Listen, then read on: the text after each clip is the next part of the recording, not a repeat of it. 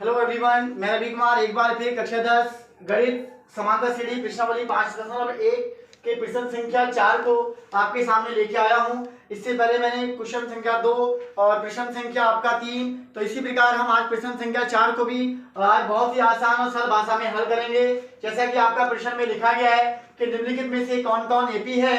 अगर एपी है तो इसका सर्वांतर और इसके 3 पद हमें लिखने हैं। तो सबसे पहले हमें एपी की जांच करने के लिए एपी के अंदर जो हमें सर्वांतर इनके जो डी का मान होता है वो हमें निकालना सीखना होगा।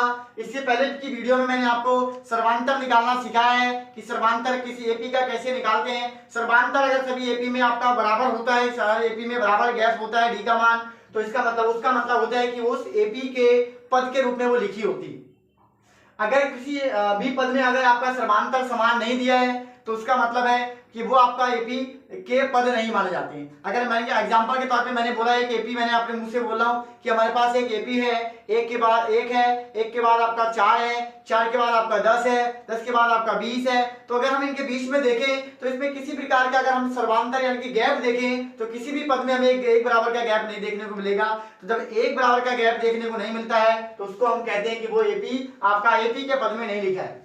अगर हमने कोई एपी बोली है कि आपने बोला, मैंने बोला कि आपका 2, 2 के बाद 4, 4 के बाद 6, 6 के बाद 8, 8 के बाद 10, अगर ऐसे आपका एक पदों के रूप में लिखी है तो इसका मतलब है कि सभी के बीच में आपका एक समान प्रकार का अंतर होता है। तो समान प्रकार के अंतर वाली संख्याओं को ही हम एपी कहते हैं। जैसे कि हमारे घर में एक जीने की टाइप, एक सीढ़ी टाइप से अगर हम बनाते हैं तो उस सीढ़ी में जो आपका एक गैप होता है वो एक बराबर बराबर का गैप होता है। किसी भी सीढ़ी में आपका ऐसा नहीं होगा कि एक सीढ़ी में आपका गैप 1 फीट का होगा तो एक सीढ़ी में आपका 1.5 फीट का होगा, एक सीढ़ी में आपका आधा फीट का होगा। यानी कि जो भी सीढ़ी हम बनाते हैं उस सीढ़ी में समान समान प्रकार के ऊपर पैर रखने के लिए समान समान प्रकार के गैप के एक हम पाइप टाइप से उसको बनाते हैं। तो उस प्रकार के उसी प्रकार से हम ऐसे हम समांतर श्रेणी भी हमारी एक प्रकार की सीढ़ी होती है। तो उस सीढ़ी में क्या होता है, समांतर श्रेणी में क्या होता है कि जो भी अंक यहाँ पे कोई जो भी संख्या लिखी जाती है वो एक समान प्रकार के अंतराल में लिखी जाती है। तो आज हम सबसे पहले इसकी जांच करेंगे कि इन सवालों में से कौन कौन आपका एपी है और कौन आपका एपी नहीं है। तो आइए इसकी जांच करना सीखते हैं। तो जांच करने के लिए हम सबसे पहले सर्वांतर यानी कि डी का मान निकालेंगे। सर्वांतर यानी कि डी, और डी का मान निकालने के लिए मैंने इससे पहले की वीडियो में आपको बताया है कि डी का मान निकालने के लिए हमारे पास एक सूत्र होता है कि दूसरे पद में से अगर हम पहले पद को माइनस करेंगे या तीसरे पद में से हम दूसरे पद को माइनस करेंगे या चौथे पद में से हम तीसरे पद को माइनस करेंगे, अगर डी का मान हर एक पद में हमें बराबर का दिखता है तो वो आपकी एक एपी होती है। तो यहाँ पे हम डी का मान निकालेंगे तो दूसरा पद हमारे पास, ये पहला पद A1 है, ये हमारे पास A2 है, ये हमारे पास A3 है, ये हमारे पास A4 है। तो सबसे पहले हम चेक करेंगे A2 माइनस A1, आगे में हम चेक करेंगे D बराबर A3 माइनस A2। तो यहां से अगर हम D का मान निकालें तो D बराबर होगा 4 माइनस 2, 4 माइनस 2 यानी कि D का मतलब हमारे पास आया 2।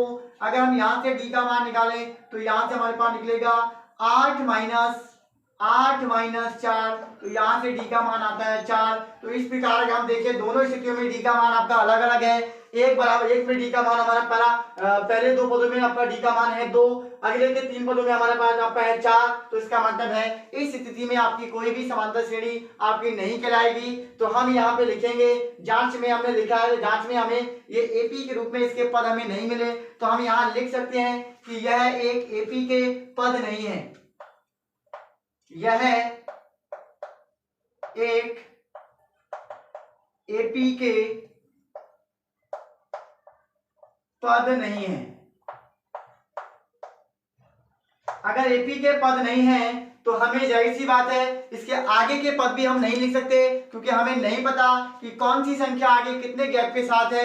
तो इस सवाल का आंसर आपको बस यहीं तक लिखना होगा कि यह एक एपी के पद नहीं है या यह एक एपी के पद में नहीं लिखा गया है। तो इसका मतलब आप दूसरे क्वेश्चन का अगर हम इसका हल करें तो इसके हल के लिए भी हमारे पास सबसे पहले सर्वांतर का चेक कर लेंगे। तो सर्वांतर अगर चेक करेंगे तो हमारे पास डी का मतलब ये हमारे पास A1 है, A2 है, A3 है और ये हमारे पास A4 है। तो सबसे पहले A2 माइनस A3 करेंगे, सॉरी A2 माइनस A1 करेंगे तो D बराबर A1 माइनस A2 करेंगे तो हमारे पास निकल के आता है 5/2 माइनस 2/1 अब नीचे में क्या करेंगे, हम हर की संख्या में इन दोनों का पहले लासा ले लेंगे। तो हर की संख्या का लासा लेने का मतलब है कि 2 की गुणा अगर हम 1 से करेंगे तो आंसर हमें लासा के रूप में मिलेगा 2 एकम 2।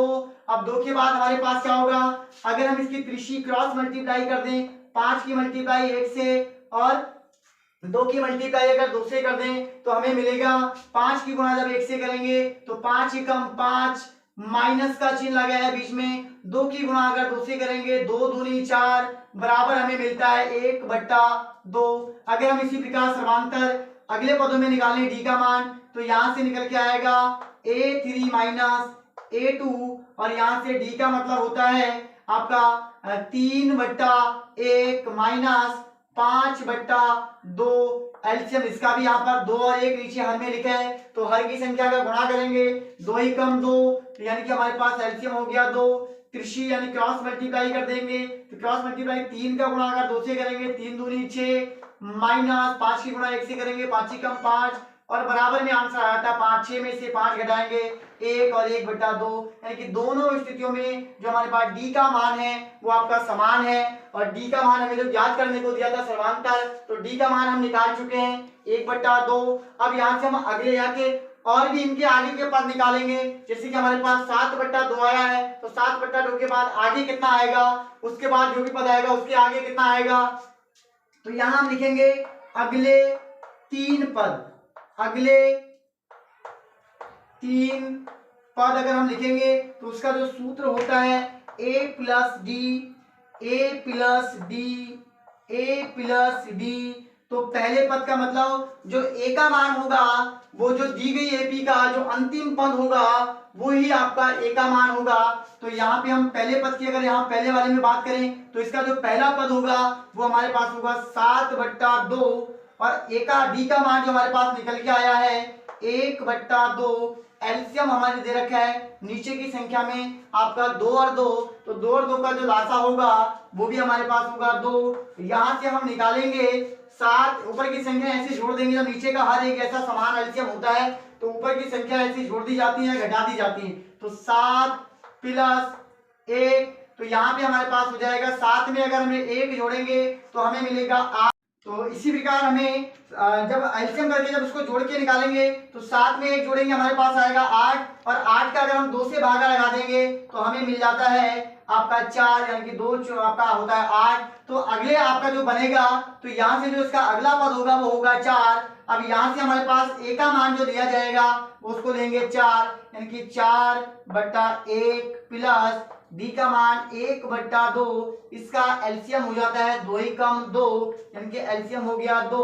ऊपर के बाद हम क्या करेंगे, इसकी गुणा इससे कर देंगे और इसकी गुणा इससे। जब नीचे का हर आपके समान होते हैं तो आपकी त्रिशी गुणा करने की जरूरत नहीं पड़ती है। जब त्रिशी गुणा जब हम करते हैं तो उसका मतलब होता है कि हर की जो संख्याएं होती है हमारे पास वो अलग अलग होती हैं। जैसे कि हमारे पास यहाँ दिया है 1 और 2, तो यहाँ पे इसका तो त्रिशा गुणा लगाएंगे तो 2 चक होता है 8 प्लस 1 ही कम होता है 1, इसका मतलब होता है 9/2।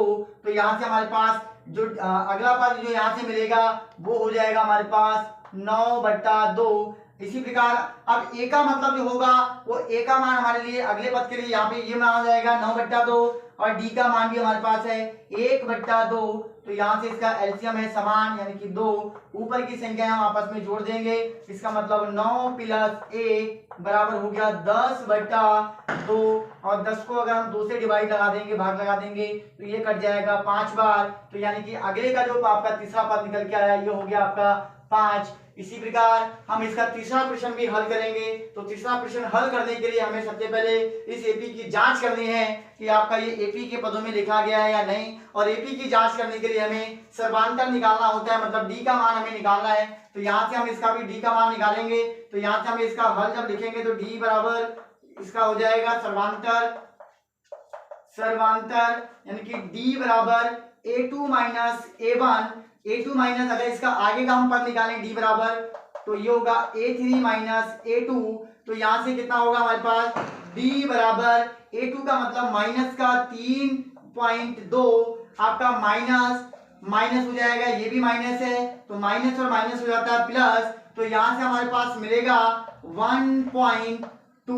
तो d का मतलब यहाँ से हमें प्राप्त होता है यहाँ से हमारे पास -3.2 में से प्लस का 1.2 घटा देंगे तो -2 प्राप्त हो जाता है। और यहाँ से अगर हम d का मान निकालें तो a3 का मतलब है हमारे पास -5.2 माइनस, और ये भी माइनस का है तो माइनस और माइनस प्लस, तो ये हमारे पास हो जाएगा 3.2। तो यहाँ से d का मान हमें प्राप्त हो जाता है 5.2 में से अगर हम 3.2 को घटा देंगे तो माइनस का यहाँ से भी हमें 2 प्राप्त हो जाता है। तो यानी कि अगर देखें तो हमें दोनों ही पदों में d का मान -2 प्राप्त होता है। इसका मतलब है कि जो भी यहाँ पे संख्याएं आपकी लिखी गई हैं वो एक AP के पदों में लिखी गई हैं। तो आगे जब AP के पदों में है तो इसको हम आगे लिखेंगे, जब AP के पदों में इसका आंसर है तो हम लिख सकते हैं कि यह एक AP है।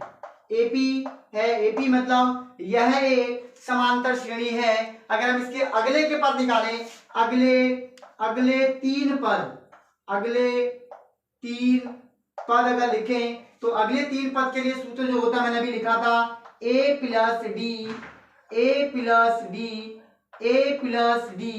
ए का मतलब जो दी हुई AP का अंतिम पद होता है वो यहाँ के लिए हमारे पास पहला पद माना जाता है। इसका मतलब है -7.2, यहाँ पे था हमारे पास प्लस और d का मान हमारे पास आया माइनस, तो इसका मतलब हमारे पास प्लस यहाँ पे है -2, तो इसका मतलब है कि बराबर आपका -7.2 और माइनस का आपका प्लस माइनस का हो जाता है 2, तो आंसर मिलेगा हमें -9.2। ऐसे हमारे पास जो ए का मान बनेगा वो होगा 9.2, तो 9.2 प्लस सूत्र में था, लेकिन डी का मान हमारे पास माइनस का है तो दोनों का अगर प्लस माइनस करेंगे तो आंसर मिलेगा -2। तो यानी कि यहाँ से हमें जो अगला पद होगा वो आपका होगा -11.2। अब ए का मान हमारे पास हो जाता है 11.2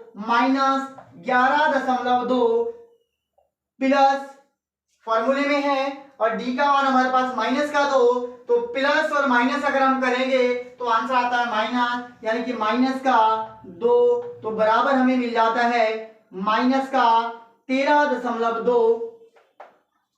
इस प्रकार हमें एपी की जांच करना और अगर एपी होने पर उसके अगले के पद कैसे निकाले जाते हैं, उसके अगले पद निकालने के सूत्र क्या होता है और कैसे उसका निकाला जाता है, तो आज हमने इस चौथे प्रश्न की सहायता से हमने जांचना सीखा कि कौन कौन किस स्थिति में कौन एपी होता है। अगर एपी होता है तो उसके आगे के पदों को कैसे निकाला जाता है वो आज मैंने इस वीडियो के माध्यम से आपको सिखाया और बहुत ही आसान, बहुत ही सरल भाषा में आपको मैंने सिखाने की कोशिश की। मुझे उम्मीद है कि आप लोग इस प्रकार से इस ऐसे सवालों को निकालना सीख सकोगे जो बोर्ड की प्रश्नावली में 1 नंबर से लेके 2 नंबर की श्रेणी में आपके आते हैं और बहुत ही अति महत्वपूर्ण श्रेणी में बोर्ड की प्रश्नावली में ये पूछे जाते हैं, बोर्ड की परीक्षा में ये पूछे जाते हैं।